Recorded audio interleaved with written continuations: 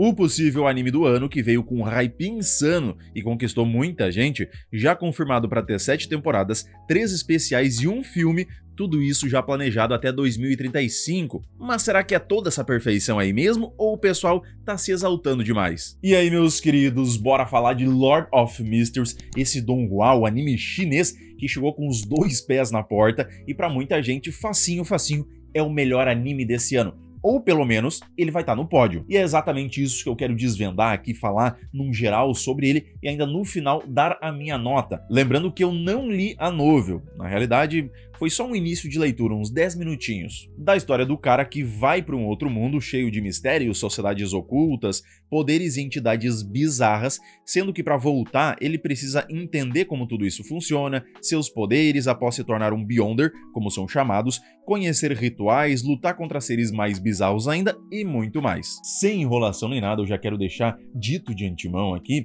que eu achei simplesmente magnífico esse anime. Tanto pela questão da profundidade do tema, mas principalmente em como é raro a gente ver um assunto desses em um anime e com essa profundidade, com esse nível de detalhamento, parece que milimetricamente calculado. Além disso, lógico, é bonito pra caramba, deu uma aula de 3D, pelo menos na maioria dos episódios, mas tem sim alguns pontos que eu vou tratando ao longo, que ao menos pra mim elas deram uma quebrada na experiência. Começando do início, meio lógico, né? Mas uma coisa que eu até cheguei a falar em outros vídeos que eu fiz do Lord of Mysteries e que rolou toda uma treta, uma discussão ali, do pessoal que não leu a novel ou não conhecia, de quem leu e concordou, de quem leu e não concordou, é a questão do início ter ficado confuso demais. Gente, não é o primeiro episódio inteiro, não são os primeiros episódios, é o início, os primeiros minutos do primeiro episódio. Quando do além ele transmigra, ou num termo mais xoxo, ele vai de Sekai. E eu adorei essa utilização de palavra aí de transmigrar, porque dá uma vibe mais imponente para a obra. Porém, anterior a isso, em quem ele era, onde trabalhava, o que fazia, como foi parar nesse outro mundo, mais passo a passo, uma introdução de fato melhor para o personagem, que até faria a gente ter mais empatia por ele, não teve. Na real, teve sim, só que foi em episódios separados com aqueles tibis, sabe, aqueles bonequinho pequenininho fofinho, que mostrou quem ele era, no que trabalhava, por que realizou o bendito ritual que deu errado e ele transmigrou, e é algo bobo, de uns 2 minutos mais ou menos, que já dá uma outra cara para esse começo e a gente não fica tão perdido, ao menos aqueles que não leram a novel, né? Para quem leu pode dar só uma sensação de estranheza. E eu até entendo não terem colocado isso no início do anime para não quebrar aquela aura sobrenatural e misteriosa que eles estavam criando, mas poderiam sim ter colocado depois sem problema nenhum. E os outros momentos em Chibi, que tem vários, muitos deles seriam só complementos mesmo,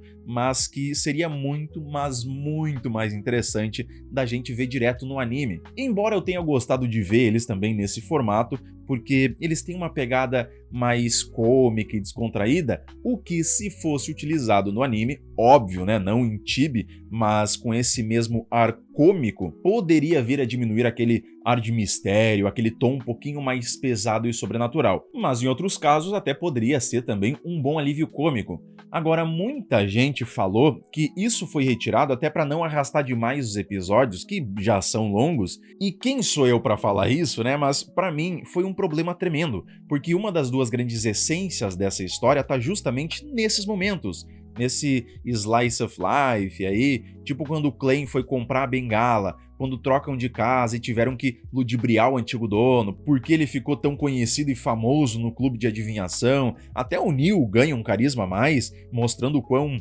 ganancioso, ou quase isso, ele é por economizar dinheiro pedindo reembolso de tudo, ou do porquê o enforcado pediu 1000 libras, uma quantia absurda para a justiça.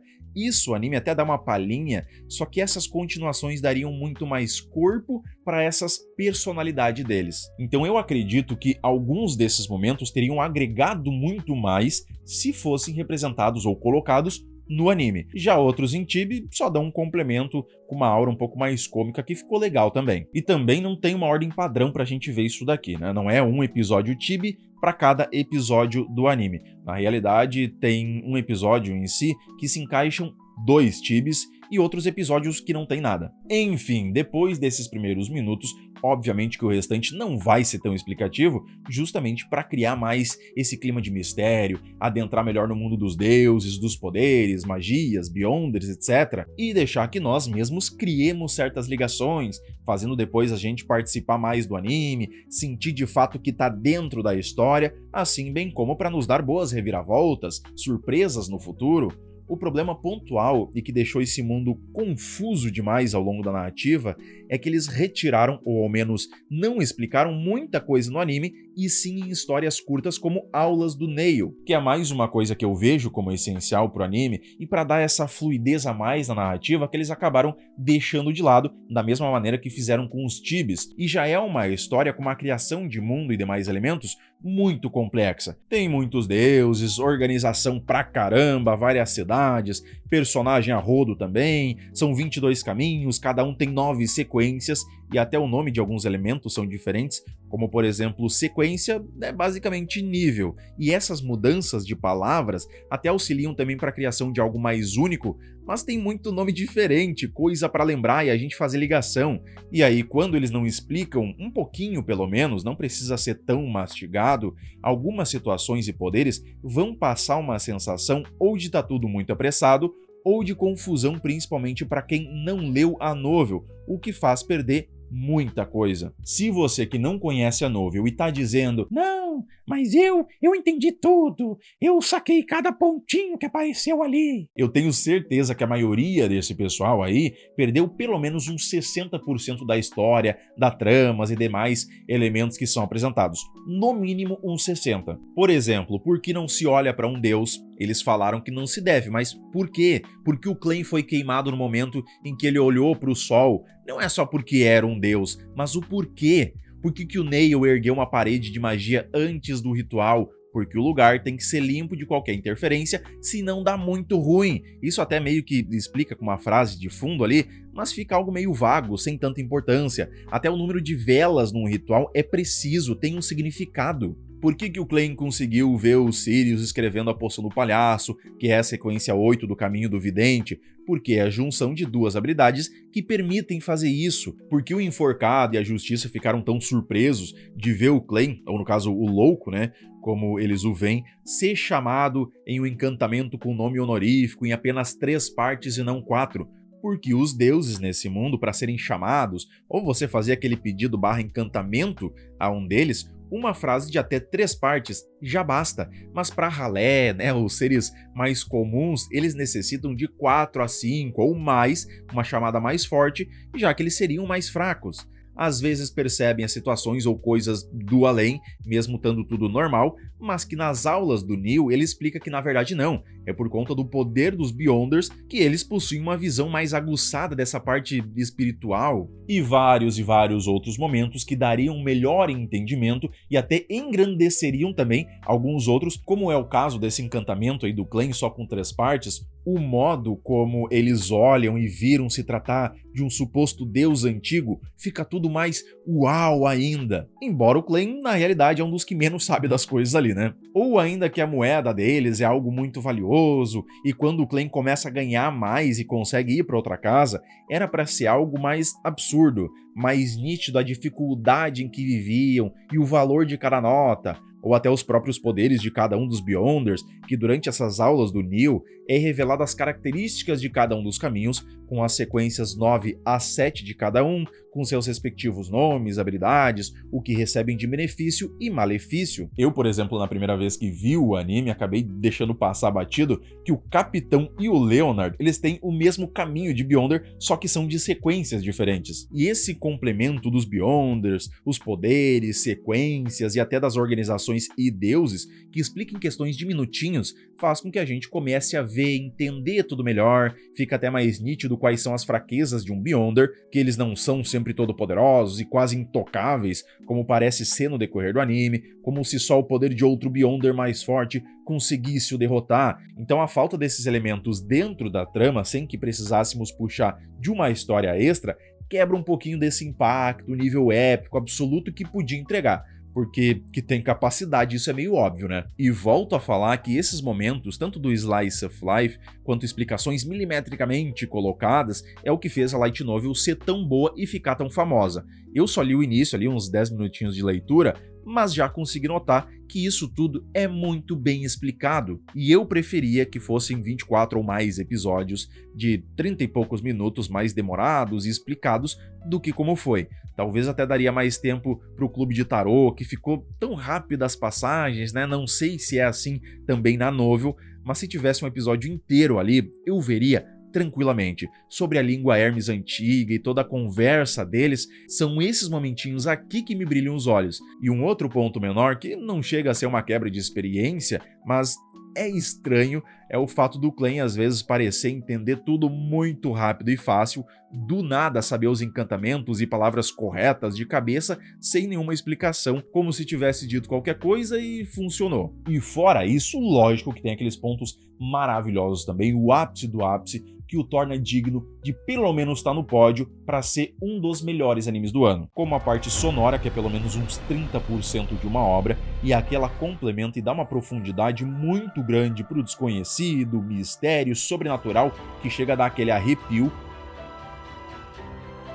A animação que de cara é uma aula de bom uso do 3D, principalmente depois do episódio 3, antes teve algumas coisas ali, com uma movimentação ruim aqui, uma pegada meio plástica ali, mas depois foi endireitado e não sofreu mais com esses problemas. A dublagem em português BR, que lógico é algo mais exclusivo de cada língua, mas ficou muito boa, conseguiu dar mais sentido em todos os momentos, nas explicações sobre os Beyonders, seus poderes, nas piadas, nas entonações, casou melhor, né, num geral, com a proposta toda. E ainda facilitou para a gente conseguir prestar mais atenção nos detalhes que estão sendo apresentados para a gente captar o máximo de elementos possíveis. E até usaram muitas das vozes conhecidas nos personagens secundários ou de fundo. Isso deu um toque muito legal porque não deixou clichê caso fossem colocados todos em personagens principais da trama.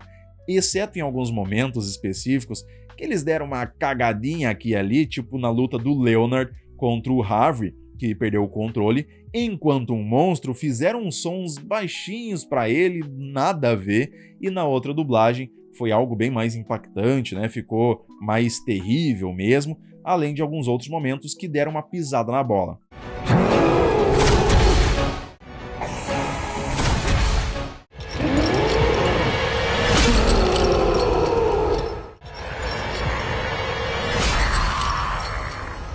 Mas eu quero destacar duas dublagens que eu simplesmente amei. A primeira, que é do Palhaço, com a voz do Márcio Simões, o mesmo do Coringa, e ficou sensacional. Que sacada genial que eles tiveram aqui. Uma pena que ele não aparece tanto, mas isso também dá aquele gostinho bom, porque esses momentos precisam ser mais raros mesmo. Ora, talvez ainda haja um pouco de esperança. Vou fazer pra você um pequeno truque de mágica. Eu acho que eu voltei pelo menos umas 5 vezes para ficar escutando de novo essas frases dele. E o outro personagem é do Neil, com Elcio Romar, o mesmo dublador do Liam Neeson, que tem aquela pegada mais experiente, ele consegue dar uma aura mais cansada, com emoções mais profundas pro Neil, que foi de arrepiar. Eu perdi a melhor oportunidade. Eu não vou machucar ninguém, eu juro! Até porque o Neil foi o melhor personagem dessa primeira temporada. Em disparado, foi a melhor, mais profunda e interessante construção de personagem dentre todos, porque passa de alguém alegre, divertido, que tem suas peculiaridades cômicas envolvendo o dinheiro, e é fantástico quando ele aparece fazendo alguma coisa nesse sentido, para alguém que tem seus problemas profundos, dores e defeitos, e que tentou, e até conseguiu com exímio, esconder de todo mundo. E isso foi angustiante, eu senti a dor do próprio Neil ao tentar ressuscitar sua amada, que usou do próprio corpo para não machucar ninguém. Ficou mais visível a humanidade e fragilidade dele nessa voz. Foi muito triste, mas também belo até no final, quando a gente vê ele num campo dourado, partindo com a esposa. Essa construção toda ficou impecável, e o que auxiliou a chegar nesse ponto foram os momentos mais básicos, que embora não foram todos mostrados durante o anime, eles é quem possibilitaram esse clima mais pesado e emocional, porque nos aproximaram muito mais do Neo. Aí fora o Capitão e o Clan, que tem até uma boa construção também, o restante acaba ficando meio raso, né, em comparação a essas outras histórias, o que acaba sendo uma pena. O Clan, porque ele é um personagem principal, e como ele age sem ser inútil, mas também não é aquele clichê mega pesudo, mostra que tem fraquezas, que não consegue tirar da bunda uma solução, né, um deus ex machina. E o Capitão, que no início não mostra muita coisa, a não ser uma aura mais imponente, respeitável, que depois a gente vê quase como uma imagem de um pai sobre os subordinados, mesmo que meio esquecido, né, um dos lados ruins da sequência dele, até conseguirem dar um susto daqueles quando ele tá consumindo o Beyonder Canley, e com uma reviravolta e outra no final que entrega uma bela de uma história de fundo, onde o Capitão escolheu absorver as características dos seus ex-companheiros do que entregá-los para a Catedral. Então cada um deles carrega um peso que agregou muito pro anime. E dá pra notar que isso começou mesmo a acontecer da metade pro final do anime. Na realidade eu senti uma diferença tão grande dessas duas partes que na segunda, do episódio 6 ao 13, fez a primeira parecer algo mais mediano. Então é uma diferença gritante que teve aí. E não é porque os mistérios em si estavam sendo revelados, ou porque teve mais ação, mas é que tudo estava melhor ambientado e eles parecem ter se preocupado em construir melhor alguns dos personagens, como por exemplo o Neo e o Capitão, que ambos até tiveram seus finais ali bem triste, né, bem pesado, porém também foi muito honroso. E agora então, depois dessa treta toda que teve, o Clan finalmente descobre que tem alguém por trás de tudo, tentando controlar tudo e a todos, além de ter se tornado quase uma nova existência, né, voltado à vida e fazendo agora o papel do arquétipo do palhaço. E eu não sei se vão seguir com o mesmo estilo de narrativa, mas eu espero que para as próximas partes, as próximas continuações, eles deem mais tempo a esses momentos mais icônicos. Até pro Clube de Tarô, né, que eu queria um anime só do Clube de Tarô e deles falando em Hermes.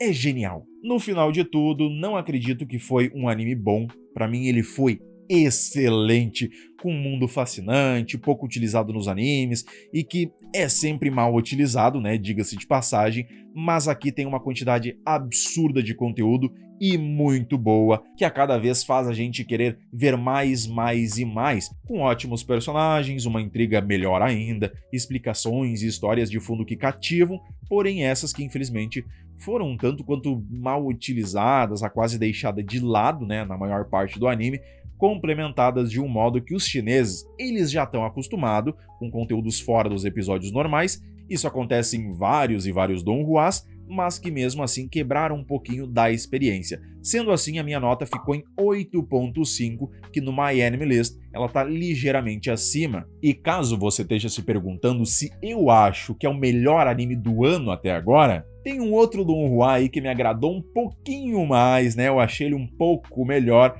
Quem acompanha o canal sabe do que eu tô falando, mas até o momento, da minha parte, pelo menos, a gente vai ter aí dobradinha de donhua no pódio. E que venham cada vez mais obras nesse estilo, né, para aumentar o nível de competição aí dentro do mundo dos animes. É isso aí, pessoal, muito obrigado por terem chegado até aqui, espero que tenham gostado do vídeo e agora deixa aí nos comentários se você já conhecia ou já leu a novel ou não, o que achou do anime, como foi a sua experiência e se pra você ele é ou não é o melhor anime do ano. Além disso, para você que é fã de carteirinha, deixa aí também nos comentários se você sentiu falta desses momentos mais de explicação e slice of life, ou é eu que tô falando besteira. Podem criticar à vontade, pode falar literalmente o que vocês acham e pensam, porque aqui é pra gente criar aquela discussão legal. Não esquece de curtir o vídeo pra dar aquela mega força pro canal e se inscrever pra não perder nenhuma indicação, review e novidades sobre o mundo dos animes. Meu muito obrigado e valeu!